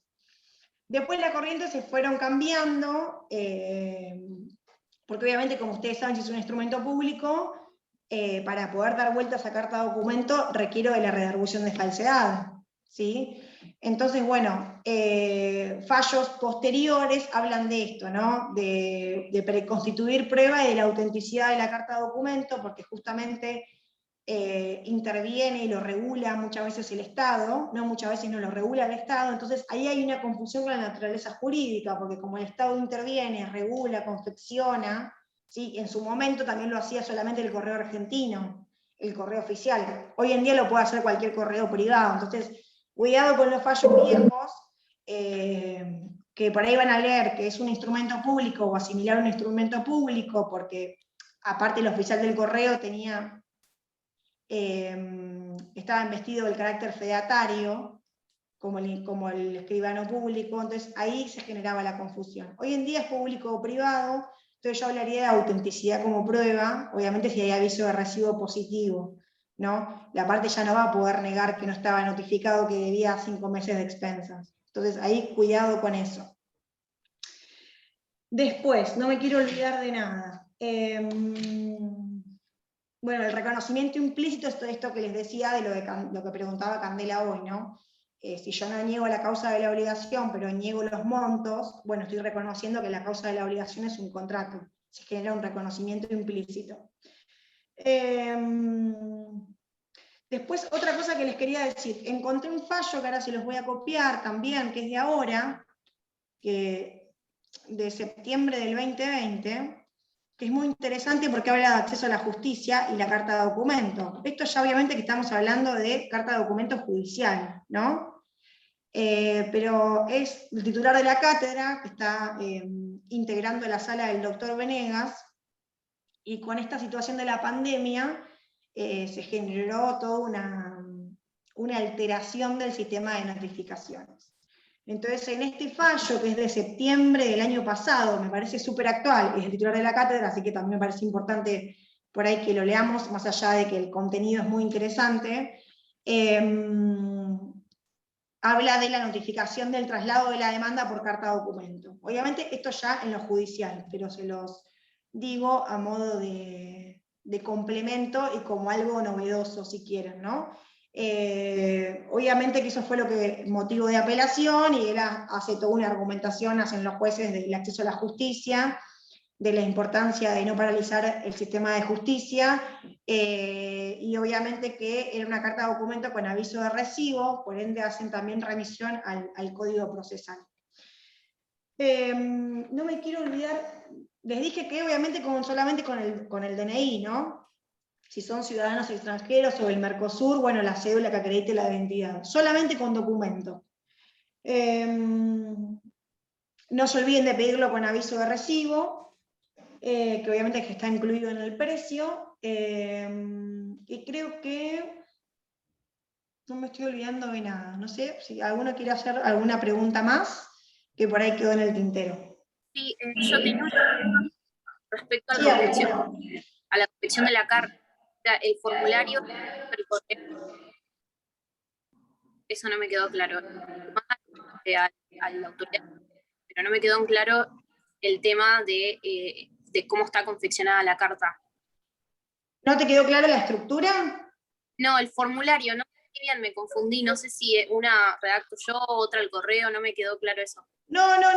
La estructura es lo que les explicaba hoy, ¿no? Esto de quién reclama y frente a quién reclama, una causa de la obligación, hacer remisión a la causa de la obligación, al objeto, al apercibimiento, a que usted debidamente notificado y a la firma. Esa es la estructura. Yo se las explicaba para que ustedes la entiendan, pero el formulario nos la brinda el correo, ¿sí? Es oficial. Yo no puedo, es lo que les decía a modo de chiste, no es que yo lo puedo redactar en mi casa y dibujar y hacer, inventar una carta de documento del estilo que yo quiero. Acá hay como ejemplo una del correo Andriani que pone Guille en pantalla compartida, y es exactamente eso que les decía, ¿no?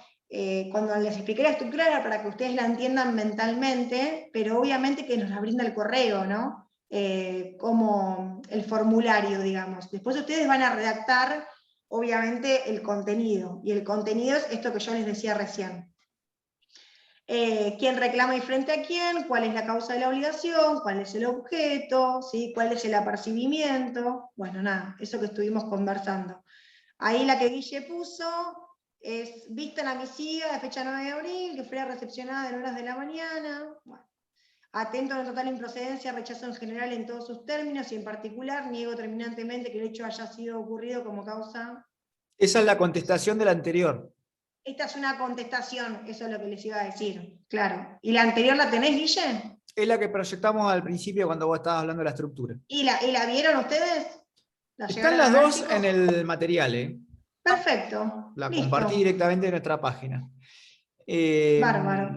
Cuando uno contesta, básicamente lo que hace es negar y desconocer, y a veces oponer también alguna pretensión a la que está entablando el requirente, o articular también alguna defensa preliminar, digamos. Fíjense que acá en este ejemplo le comenta que tiene un seguro y una póliza vigente. Eso es para que después el reclamo se enderece directamente contra la aseguradora. Así que tengan en cuenta esto que conversábamos recién. La técnica de redactar la carta es la que comentaba Rochi, pero la técnica de negar de contestar, es negar cada uno de los hechos. O sea, si vos podés contestarla o no contestarla, digamos, en un encuadre preliminar. Si la vas a contestar, hay que agarrar el lápiz fino y empezar a negar hecho por hecho, absolutamente todo, para que después no te digan que por omisión das por reconocido un hecho, como el ejemplo que daba Rocío. Si a mí me dicen que debo los cánones de abril, mayo y junio, y yo después contesto que debo solo junio, fíjense todo lo que reconocí ahí. Reconocí que hay un contrato, que hay un canon y que hay una deuda. En solo decir, no, yo te debo junio nada más. En una sola frase reconocí todo lo otro. Así que es tan importante la técnica de confeccionar una como de negar una. Respecto a lo que decía Ro, de que no es obligatorio contestar, lo cual es muy cierto, guarda ahí, porque si bien uno no está obligado a contestar, produce efectos la notificación por carta documento, aun cuando uno no la conteste. Por ejemplo, en materia contractual suelen denunciarse domicilios especiales para el intercambio epistolar, de tal suerte que si yo recibo una notificación y no la contesto, estoy notificado igual, no importa. Porque yo ya dije que la iba a recibir ahí. Va en línea también con lo que preguntaba, no me acuerdo el nombre, María era, no. Si la recibe mi hijo, Canela. eso, la recibe un pariente en un domicilio que yo ya dije que estaba constituido para recibir correspondencia, ya está notificado igual. ¿Qué voy a decir? Que no estoy notificado porque la recibió mi tío. Si vos ya dijiste que estabas ahí para recibir cartas. Entonces, guarda, porque hay varias modulaciones al hecho de que solo debe recibirla el destinatario. En algunos casos puede recibirla otra persona. Insisto en la idea. Si yo ya dije que estaba ahí, después no puedo decir, bueno, pero la recibió otra persona.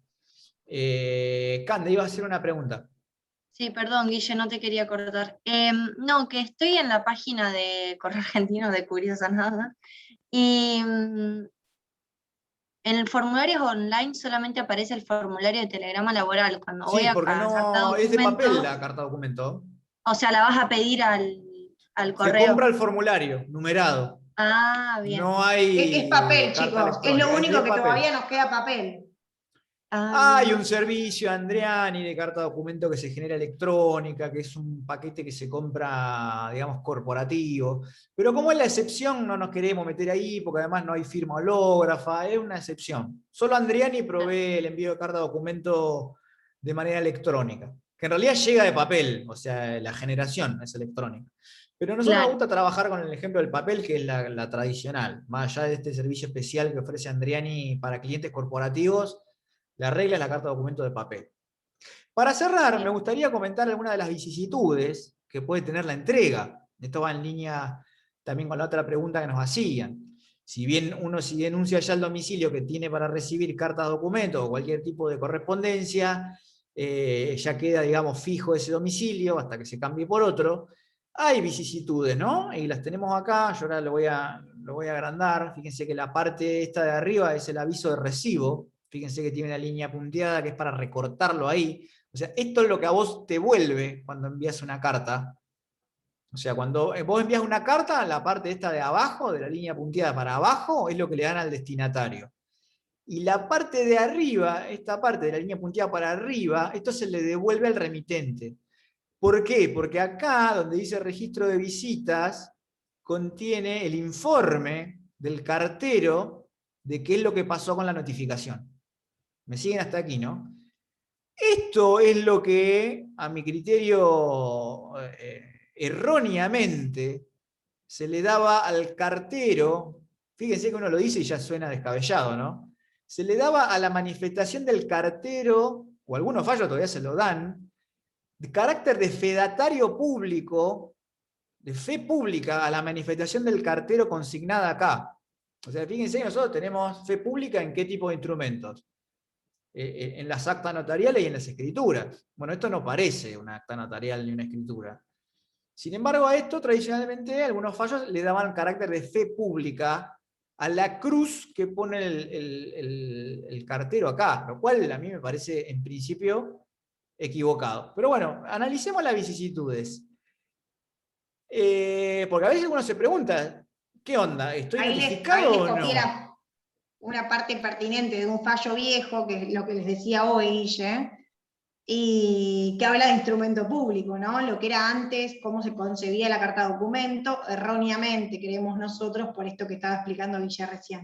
Fíjense que nosotros en el canal tenemos un vivo que hicimos el año pasado con Intercomisión, porque lo hicimos con los chicos de Marcos también, todos y todas. Hablamos sobre cartas de documento, está interesante, es un poco largo, y ahí se exponen varias de las corrientes, incluso Marcos Val, el profe de la otra cátedra, él sostiene este criterio, ¿no? Porque ¿cuál es el razonamiento lógico? El servicio de carta documento es un servicio que era del Estado a través del Correo Argentino, una empresa pública. Cuando se concesiona esa concesión y la empresa Correo Argentino y el servicio de carta documento pasa a un privado en los mismos términos que lo tenía el Estado. O sea, es como una suerte de delegación de una facultad a un privado. Está bien, esa línea argumental es, digamos, bastante analítica y formal. Yo no la comparto. Para mí la manifestación del cartero no tiene fe pública. Me parece en principio equivocado y hasta descabellado. Imagínense si una crucecita que pone el cartero ahí va a tener fe pública, estamos complicados. Por eso me gusta más el criterio que, como exponía Rocío, es una presunción, hay ahí una presunción de veracidad, pero no creo que tenga carácter de fe pública. Pero vamos a las vicisitudes, ¿no? Fíjense que tiene, no responde, falleció, desconocido, no existe número, rehusado. Analicemos algunas de las más interesantes para no irnos ya demasiado de tiempo. Dirección incompleta es la que se devuelve directamente al remitente. No, ni siquiera se hace la diligencia. Si le falta el número, ¿y a dónde la van a dejar? No es adivino el cartero. Está bien que usualmente van, por ahí averiguan, tocan timbre a algún vecino. Se devuelve. Lo mismo con domicilio cerrado. Está cerrado, no atiende nadie, no te la dejan por abajo de la puerta. Se devuelve. En este caso tampoco está debidamente notificado el remitente. Se mudó. Acá quiere decir que alguien salió de adentro y dijo que ahí la persona no vive más. Guarda, si acá hay un domicilio preconstituido en un contrato, la notificación es válida igual. Porque vos tenés también la carga de notificar un cambio. ¿No lo notificaste? Bueno, yo te la mando ahí, ya está. Está notificado, aunque se devuelva la carta. Si no hay una preconstitución y te devuelven con la cruz en se mudó, el remitente tiene dos posibilidades. Considerar que está notificado igual, o bien recabar dónde vive y volvérsela a mandar. Esto es una apreciación, digamos, de tipo estratégico. Ya vamos a hablar de esto cuando hablemos de mediación, a ver qué hacemos para indagar dónde vive efectivamente la persona. Vamos del otro lado. No responde, también se devuelve. Pero guarda, porque se deja aviso de visita, que son los que están acá. Hay dos avisos de visita y después queda alojada en el correo la carta. Este cartoncito te lo tiran por debajo de la puerta, ya más de uno lo habrán visto, un cartoncito con letras azules que tiene el correo argentino. Tenés que irlo a buscar vos después del segundo aviso de visita. Ahora, si no lo vas a buscar, estás debidamente notificado igual. De esto hay mucha jurisprudencia, ¿eh? Mucha jurisprudencia. Obviamente que si falleció, no está notificado, no existe número, también se devuelve directamente al remitente, no está notificado. Domicilio desconocido es un caso un poco raro, pero podría ser que la calle no exista y también se devuelve y no está notificado. Pero ¿qué pasa con rehusado? Rehusado es el rechazado, es cuando la persona sale, te dice, sí, soy yo, pero no lo agarro. En ese caso también está debidamente notificado el destinatario, así que no le aconsejen a sus clientes que rechace la carta. Hay que agarrarla y ya está, porque está debidamente notificado, igual con el agravante de que uno no sabe lo que le pusieron en la carta, porque el rechazado se devuelve al remitente. No es como el no responde, que queda en el correo un tiempo hasta que alguien lo vaya a buscar. Si no lo van a buscar, también se devuelven, pero está un tiempo para irlo a buscar. El rechazado directamente se devuelve. Entonces uno está notificado y no tiene ni idea de lo que dice la carta, lo cual es todavía una situación más grave. Bien, hasta acá más o menos estamos, chicas y chicas, no queremos abusar de su confianza y de su tiempo, así que si no hay más consultas vamos a dar por terminado aquí. ¿Alguien quiere hacer alguna pregunta? Bueno, al que le interese un poco más la temática, por favor busquen los fallos, ahí como decía May, se pueden buscar en Juba. Los más importantes, nosotros los colgamos de la página, tampoco vamos a colgar todos. Si Rochi da el fallo y a alguien le interesa, lo van a buscar, no lo vamos a poner en el material porque no queremos en línea lo que planteaba la compañera María al comienzo. Damos lo esencial y lo importante, pero no lo vamos a sobrecargar de PDF a lo loco. El que le interesa va y lo busca. Juba es una de las herramientas digitales que están a disposición. Tenemos también un video de cómo usar Juba, que está hecho por Marcos Val, en la página está en el YouTube de la cátedra y en el de la comisión, en la página de la comisión, en la pestaña YouTube. Si quieren ver cómo se usa Juba, está explicado ahí. Así que nada, al que le interesa, van y lo buscan. Así empezamos a practicar también, no es porque yo soy el profe malo y los mando a buscarla y no se lo quiero compartir. El criterio es, el material indispensable e importante se publica en la página. El que es complementario y de interés, tranquila, como los fallos que compartió Rob, pueden ir a buscarlo. Están ahí las citas y se meten en Juba y lo buscan. Tienen el instructivo, así que no van a tener mayores problemas. Y de paso empezamos a practicar cómo usar Juba, cómo usar la MEB. etcétera, etcétera. Muchas gracias a los que nos desean feliz día, muchísimas gracias, lo hacemos obviamente extensivo a todos los colaboradores y colaboradoras. Le mandamos un abrazo grande, nos despedimos y bueno, después le subimos el video. Gracias por estar y abrazo grande. Chau Ro, Gracias. chau Flor, Buen chau fin de. chicos y chau Chau. Maite que andaba Chau, por hasta ahí, luego. Gianni que Chau. ya se retiró, chau Cande, chau María, nos vemos. Un abrazo grande. Chau Dani, querido, que te veo ahí también. Nos vemos.